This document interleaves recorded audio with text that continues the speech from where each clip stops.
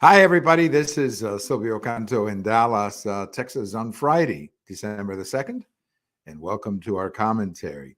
We're going to be talking today about this latest disclosure by Elon Musk of Twitter related to the Hunter Biden article back in October of 2020.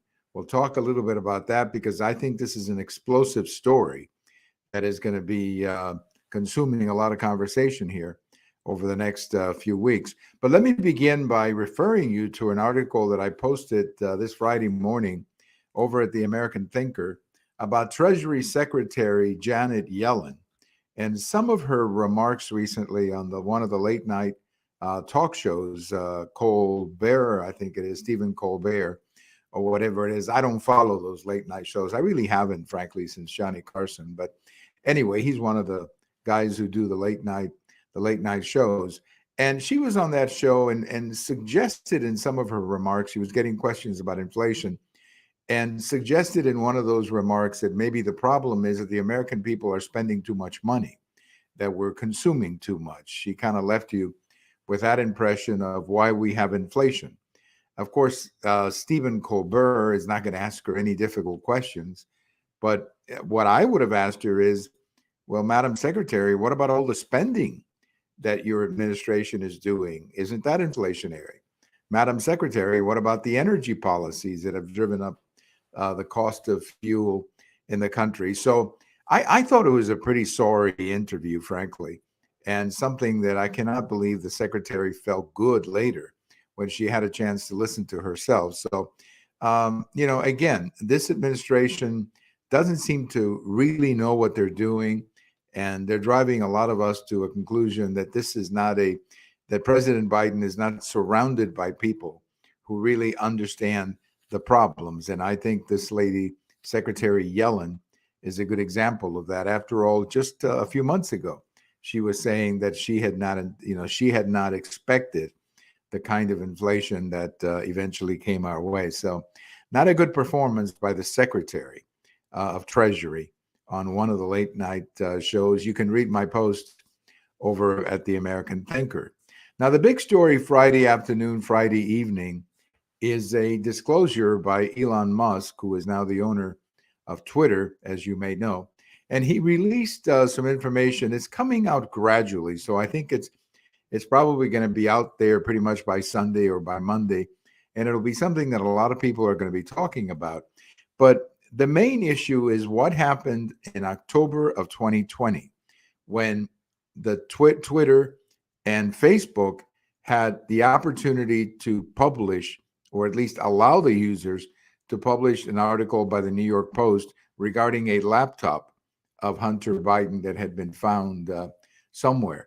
And the Twitter organization and Facebook as well did not publish the article. They refused to do it. And this had an impact on the election. You cannot deny that. Now, I cannot prove to you that Donald Trump would have been reelected had this information been exposed.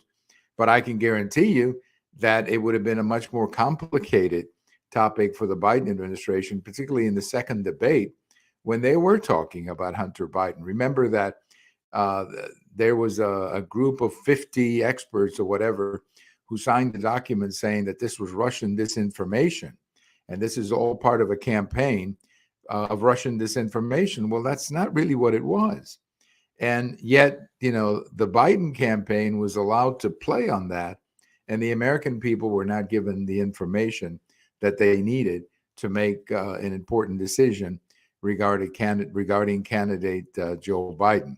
So where all of this stuff goes with Twitter, your guess is as good as mine. But I think what is becoming very clear to me, and I voted for Trump, but what is becoming very clear to me is that in 2020, Twitter and Facebook were not treating both candidates fairly, and that there were clearly advantages that they were giving to the Biden campaign. Whether that was enough to turn the election, I don't know. But it was a very close election. And you're talking about 50 or 60,000 votes in 5 states or something like that. And there has been polling data that came out recently is saying that if many Americans, If Americans had known this information before the election, there would have been many who would not have voted for Joe Biden. Again, we don't know if that would have changed the election result. I think it would have, but I cannot prove it. That's just my opinion.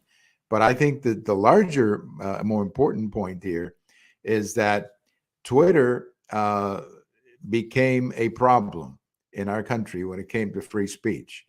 And Twitter has got to be corrected. And I'm glad to see that Elon Musk is doing that. But how will the American people react now when they realize that they were not given an opportunity or information about Joe Biden was not disclosed in the 2020 election? I don't know how they're going to react, but I know how I'm reacting. I feel pretty angry that information like that, I was not allowed to see it, or I was not allowed to report on it because Twitter and Facebook basically put a lid on the information. That's not their job. That's not the job of Twitter and Facebook to put a lid on information. Their job is to put the information out there and let the users discuss the information. That's their job. And that did not happen in 2020. So I think this whole disclosure by Elon Musk regarding Twitter and Hunter Biden 2020, I think it's going to be very controversial and get a lot of airplay, got a lot of conversation here over the next few weeks. Well, the Democrats are apparently changing their primaries. You know, we've always had this Iowa caucus, which I never really understood, by the way. I don't really understand a caucus. It just seems to me to be too disorganized. But the Iowa caucus is something that I think goes back to the Jimmy Carter campaign of 1976 when he did real well in the Iowa caucus. And then since then, a lot of candidates have used the Iowa caucus to introduce themselves to the American people. But I've never really understood it. But the first primary that we've always had, of course, is New Hampshire. And now the Democrats want to change everything and make South Carolina and Nevada the first two primaries because they don't believe that Iowa and New Hampshire are representative or have enough diversity to represent the Democrat Party. That may be true, by the way, when you consider the influence of African Americans and Hispanics and in the Democrat Party. That may very well be true because there aren't that many African Americans in Iowa or in New Hampshire. But I don't know if they're going to be able to get away with it because these particularly the primary in New Hampshire has such a history, has such a tradition that I'm not sure they'll be able to get away with it, but that's what they want to do. That's what they want to do. Now, are the Republicans going to do the same thing? It'd be interesting. Be interesting to see if the Republicans have primaries on the same days as the Democrats. That has always been the tradition, but I haven't heard anything at all about the Republicans changing their primaries. I hope they don't. I think the New Hampshire primary is one of the best primaries because in New Hampshire, you got to go door to door and talk to people. And it's a real test of a candidate's character or ability to listen and work with voters. So we'll see what that will bring. But the Democrats want to change their primary, the timeline of their primaries, and we'll see how that works out. I think it's a big mistake. I mean, I understand why they're doing it because they want to get to South Carolina as soon as possible. But I don't know whether people in New Hampshire or New England are going to enjoy losing that first primary that has been up in New Hampshire for a very, very long time. Well, just a couple of quick things here. It's going to be a cold winter in Europe, and a lot of it has to do with the fact that they just don't have enough energy to heat their homes this winter. So it's going to be a long winter, and some of the countries are already making preparations for a cold winter. And I hear, for example, that there are going to be shortages and they just don't have enough supplies. It's easy to blame it on Putin, but it's a lot deeper than that. Many of these countries, fell into the whole thing about renewables. And renewables are a wonderful idea, but they've never really been tested to the degree that it takes to run a major economy or to heat a country. So we'll see how it goes, but the early results are that it will be a very cold winter up in Europe. It's going to be expensive in the United States, but it's going to be cold in many parts of Europe because they just don't have the energy to heat their homes this winter. A couple of things on this day in history that I wanted to leave you with. In 1961, December 2nd, 1961, Fidel Castro finally confirmed that he was a communist. He had denied that he was a communist. He went on Meet the Press here in the United States and said, I'm not a communist. Said it many times.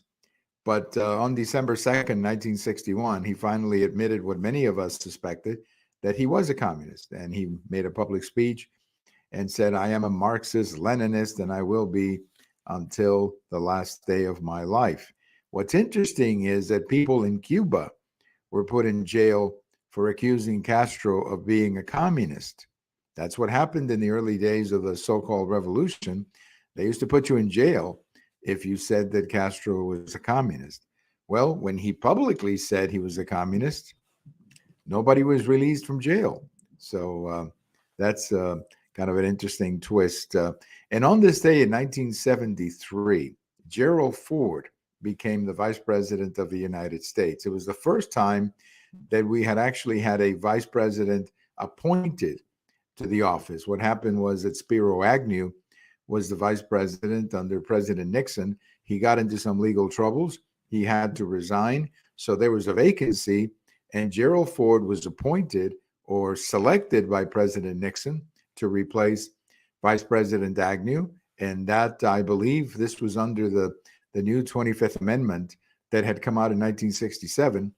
And he became the vice president. He was selected by the president and approved by the Congress, and he became the vice president of the United States. Of course, as you may know, less than a year later, he became president when President Nixon resigned. But Gerald Ford, who had been a fairly successful politician from Michigan, he was in the House of Representatives, and I understand his ambition was to be Speaker of the House, but could never make it because the Republicans didn't have a majority. His ambition was to be the Speaker of the House. Well, on this day in 1973, he became Vice President of the United States. And as I said, less than a year later, he was the President of the United States. Gerald Ford from Michigan, a pretty good man that we were very fortunate to have at the time that he came along, because he was a decent man, very decent man. And the country really needed that after the Nixon presidency, and especially the Watergate scandal. Thank you for listening. Have a great weekend, everybody, and good luck to the United States. They will be playing the Netherlands over the weekend, and we hope they win so that they can keep on going. I don't know if any American team has ever gotten to beyond the quarterfinals, or whether they've made it to the 8, as they like to call them, or even the Final Four. I don't know. But this is an exciting American team, and we wish them the very best. Thank you for listening. This is Silvio Canto in Dallas, and we'll talk to you later. Bye-bye, everybody.